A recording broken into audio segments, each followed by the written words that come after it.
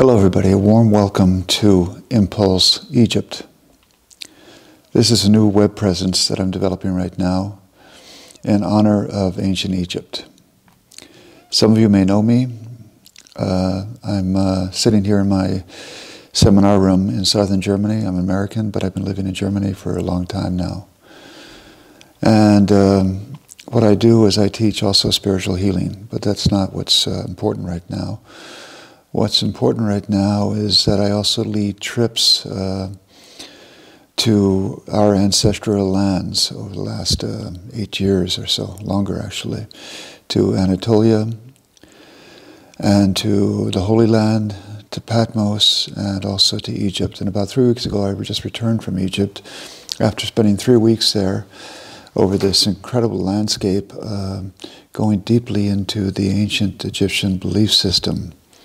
And even though I'd been to Egypt a number of times as a tourist and also as a teacher, this time it was so extremely different to my other visits that I decided to develop a web page to explore this and to share with people some of the teachings of our ancient Egyptian ancestors. First of all, we have to remember that Egypt was pretty much cut off from the world, geographically and also culturally. It developed not in isolation, but it developed over the period of 10,000 years. The first settlers are recorded there about 8,000 years before the Common Era. And it developed then over the next 10,000 years, going into the Christian era and then also into more modern day Egypt. That means that Egypt, ancient Egypt, is really one of the cradles of civilization. Not the cradle of civilization. I have to say that Anatolia is probably the cradle of civilization because of my work I'm doing and the trips I offer to Southeast Anatolia, which have to do with these temple complexes, which are all over 12,000 years old, and also maybe the largest temple complexes in the world. And for that, I have another web page, which I'll include at the end of this short video. But I want to talk to you now about Egypt, because Egypt by itself was a cosmos unto itself. In other words, Egypt, the ancient Egyptian embraced all aspects of life. There was very little difference between heaven and earth.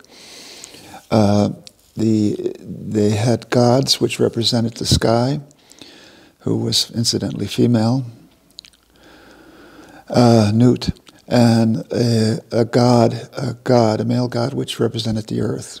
And all of the star systems which they saw at night were the homes of their deities. And not only that, their deities were at home with them because they were inspired to build temples in certain places. And once they were built, then the deities would then also reside with them here on earth. And they had a number of deities, a great number of deities, which we dismiss now as paganism, but we should think about that because when a belief system develops over a long period of time, then maybe it has some truth to it that we've forgotten. And what we're experiencing now, and this is the reason why I'm making this website and offering these trips, is the end of a paradigm. We've been playing with this idea that a paradigm's coming to an end, but it's clearly coming rather quickly to an end, not because of COVID and not because of these two wars that we have going on, but because the paradigm that we've been living with has never been in balance. It has never been. It's never been all-encompassing, and the opposite. We struggle in the Judeo-Christian religion with chaos, and we're because of that struggle with chaos, we have a problem with chaos, especially between the religions and also within the religions. I'm not speaking of anyone in particular, but we know that the Catholic Church and the Orthodox Church is plagued with scandal. And I'm a teacher of inner Christianity, having studied with one of the greatest healers and teachers of modern time, Dascalos. So I can say that. So when we look back at the Egyptian belief system, one thing that was really extraordinary about it is that there were basically two paths built into their belief system. One was a path which is to return to a state of non-existence. So that means to return to the holy mountain where existence first started to manifest it, to the Benben. And that was a path of the spirit. That was a path which preoccupied people like Akhenaten and many pharaohs and many followers of the Egyptian belief system, that they wanted to return to a state where there were no gods and there was nothing in existence. And we can call that the path of the spirit. The other path is the path of Osiris. Osiris was one of the four siblings, a child of Geb and Nut, and the grounder of the Egyptian civilization. And if you know a little bit about this, you know that Osiris was murdered by his brother Set, and then dismembered into 14 pieces.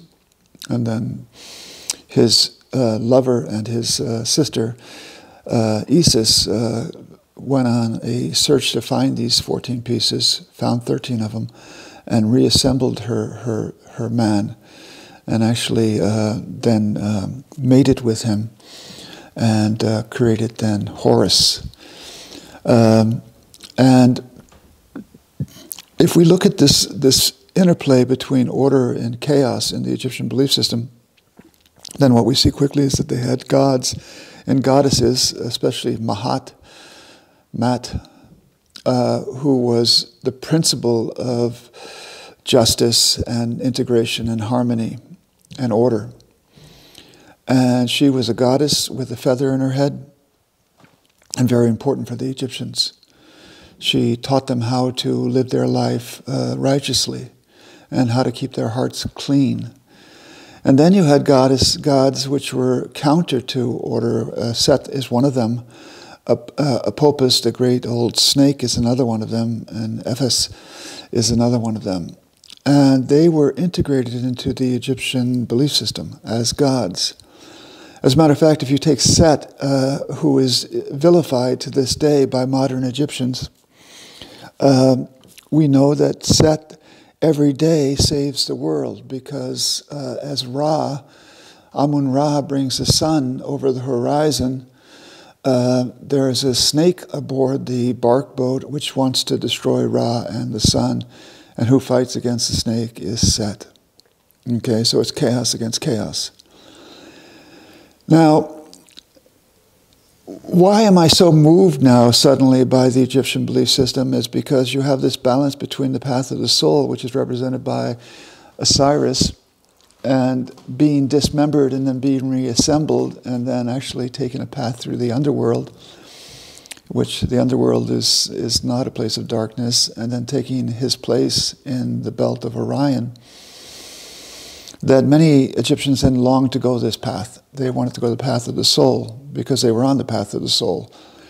So they were willing to keep their hearts clean because they knew at some point they would meet Anubis, this jackal god who would actually rip their hearts out and put it on a scale and weigh it against the feather, which is Mat. And they saw that as a path because it would bring them into a state of union with Osiris. And that's the path of the soul. Okay? All of the religions that prevail to this day struggle between these two paths. Most of the religions that we still have today, they talk about getting away from this world into a state of samadhi or nirvana, or to Abraham's lap, or to paradise and so forth. The path of the soul has been forgotten with the build-up of the modern world, which is why we're experiencing now a paradigm shift, because without the soul being integrated into the world, then all of our institutions are going to collapse at some point, and they're collapsing now. So the beautiful thing about the old ancient Egyptian belief system, which may speak volumes to where we're standing today, is that we shouldn't resist darkness. We shouldn't resist evil. We shouldn't say we are children of the light and say that there are children of the darkness which have nothing to do with us.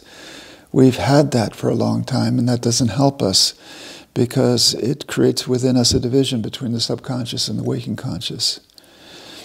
And let me tell you something about the construction of the temples in Egypt, which you can visit to this day.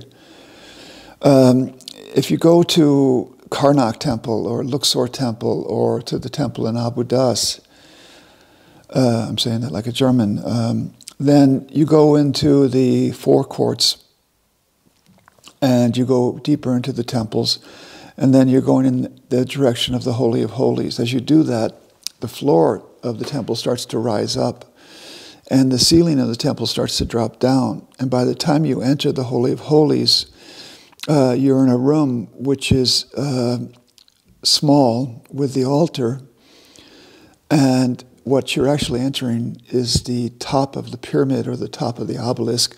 You're entering the original mountain in Heliopolis in Cairo, where the first hill emerged out of this watery sea, dark watery sea.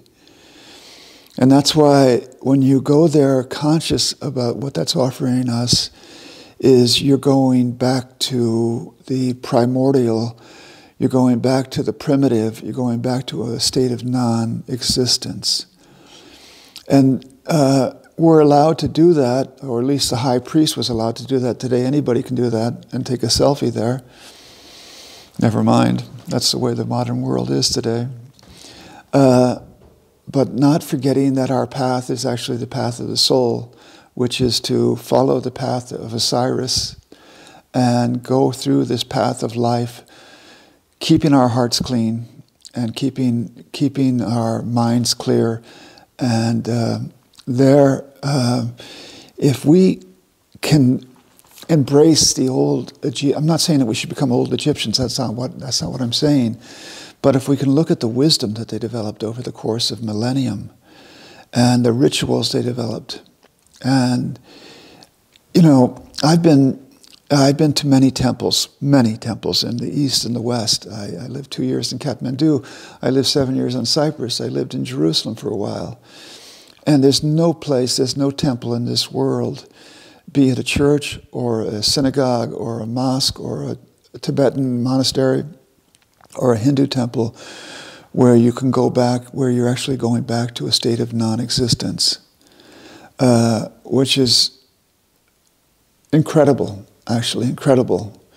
As I said, you need to keep a balance between the soul and the spirit. And where do they meet? They meet in the heart. That's why for the Egyptians, the heart center was the primary center for us all, because we should keep our hearts clean.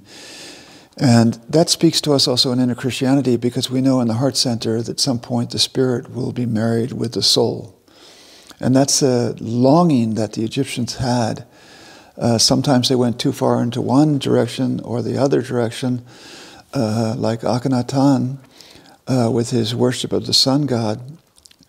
But he's a child of Egypt. He's a child of the Egyptian belief system, like many of us are in many ways. Okay, so I welcome you to my new website, Impulse Egypt. I named it that because there is a pulse going through Egypt. This pulse flows through the River Nile. This pulse was in their blood and pumped with their hearts every day. And it is a beautiful pulse because it is a cosmos by itself, a universe by itself.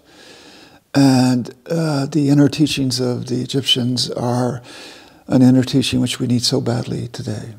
Okay, so I welcome you, and I will make periodic videos if you want to follow my work and follow my teachings there and take part in the travel there with me or with my team, then just sign up for the newsletter.